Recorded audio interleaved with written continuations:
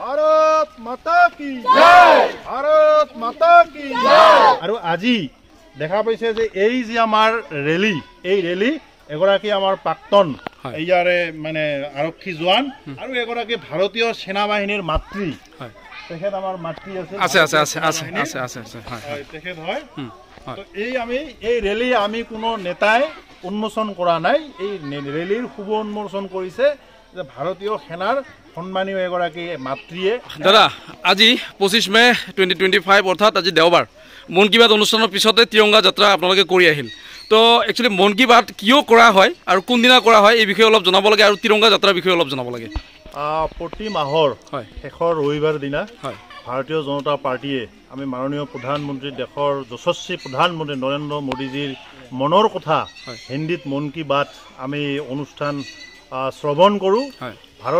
ভাৰতীয় জনতা পাৰ্টীৰ ভাৰতবৰ্ষৰ প্ৰতিটো বুথত আমাৰ এই মন কি বাত অনুষ্ঠান আমি হয়। আৰু আজি অসম প্ৰদেশৰ আমাৰ বিলাসীপাৰা সমজিলাৰ অন্তৰ্গত চাপটগ্ৰাম চাকাতি মণ্ডলৰ অন্তৰ্গত আমি 23 আৰু 24 নং বুথত আজি যে ৰাজহুৱা নামঘৰ প্ৰাংগণ, জয়পুৰৰ ৰাজহুৱা নামঘৰ প্ৰাংগণত আমি মন কি বাত অনুষ্ঠান আজি সকলোৱে ইয়াত আহিছোঁ, শ্ৰৱণ কৰিছোঁ। মাননীয় প্ৰধানমন্ত্ৰীজীয়ে যি তেওঁৰ মনৰ কথাষাৰ ব্যক্ত কৰিলে, আৰু ইয়াৰ লগতে আমাক দলীয়ভাৱে আজি আমি সকলো ৰাইজক লৈ ইয়াত কেৱল মাত্ৰ বিজেপি নহয়, বিভিন্ন ৰাজনৈতিক অৰাজনৈতিক সকলো দল সংগঠন, বিভিন্ন আমাৰ ৰাইজ আৰু আমাৰ আজি সকলোৱে মিলি ইয়াত আমি তিৰংগা যাত্ৰা ৰেলী ওলাইছোঁ। সকলোৱে জ্ঞাত যি ভাৰতীয় সেনাই যি গৌৰৱেৰে পাকিস্তানৰ উগ্ৰপন্থীৰ ঘাটি যি তছনছ কৰি ভাৰতীয় মহিলাৰ যি সিন্দুৰৰ মান ৰাখিলে, সিন্দুৰৰ গৌৰৱ বঢ়ালে, সিন্দুৰৰ মৰ্যাদা বঢ়ালে, তাৰ কাৰণে আমি ভাৰতীয় হিচাপে প্ৰতিগৰাকী নাগৰিকে আজি গৌৰৱান্বিত হৈছোঁ। আৰু সেই অপাৰেশ্যন সিন্দুৰ সম্পূৰ্ণৰূপে সফল ৰূপায়ণ কৰাৰ কাৰণে দেশৰ প্ৰধানমন্ত্ৰী মাননীয় নৰেন্দ্ৰ মোদীজী আৰু ভাৰতীয় সৈন্যক আমি ধন্যবাদ জ্ঞাপন কৰাৰ কাৰণে, উৎসাহ জনোৱাৰ কাৰণে আজি সকলোৱে মিলি দেশৰ নাগৰিক হিচাপে আমি আজি তিৰংগা ৰেলী যাত্ৰা আজি 23 নং আৰু 24 নং বুথৰ এই জয়পুৰত আমি ইতিমধ্যে অনুষ্ঠিত কৰিলোঁ।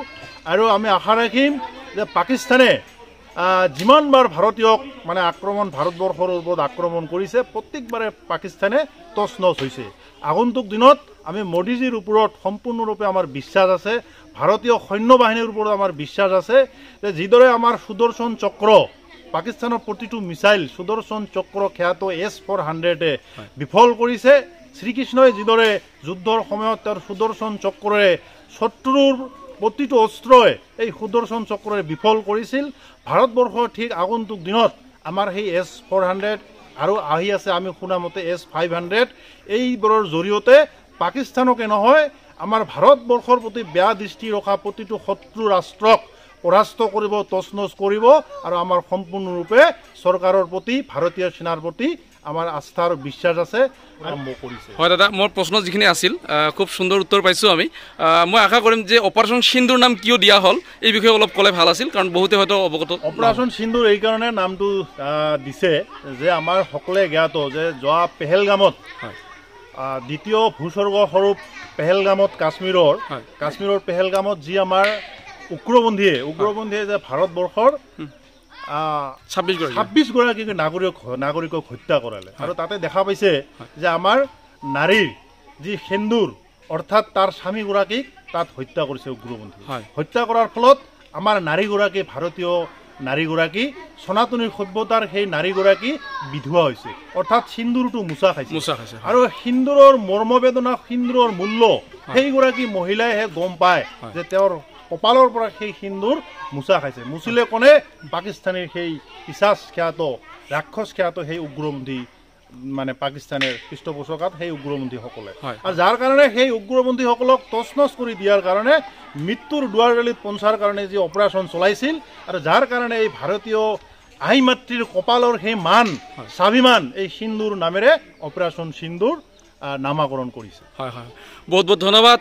ভাৰত মাতাকে, ভাৰত মাতাকে, ইণ্ডিয়ান আৰ্মি, নৰেন্দ্ৰ মোদী। আমাৰ জীৱেশ ৰায় ডাঙৰীয়াক আমি বহুত বহুত ধন্যবাদ জ্ঞাপন কৰিছোঁ। তেখেতে আহি আমাৰ লগত আজি সংগ দিয়াৰ কাৰণে আমাৰ মাজত আমাৰ দীপ শৰ্মা ডাঙৰীয়া আছে, তেখেতক ধন্যবাদ জ্ঞাপন কৰিছোঁ। আমাৰ লগত সুৰজ জামাল ডাঙৰীয়া আছে, তেখেতক ধন্যবাদ জ্ঞাপন কৰিছোঁ। আমাৰ ইণ্ডিয়ান আৰ্মিৰ মাতৃ আমাৰ এইসকলক সকলোকে আৰু লগতে সমূহ ৰাইজক ধন্যবাদ জ্ঞাপন কৰিছোঁ। আজি এই অনুষ্ঠানটো ইমান ধুনীয়াকৈ জাকজমক কৰি আমাক এই অনুষ্ঠানটো কৰি দিয়াৰ কাৰণে সকলোকে ধন্যবাদ জ্ঞাপন। বহুত বহুত ধন্যবাদ, বহুত বহুত ধন্যবাদ।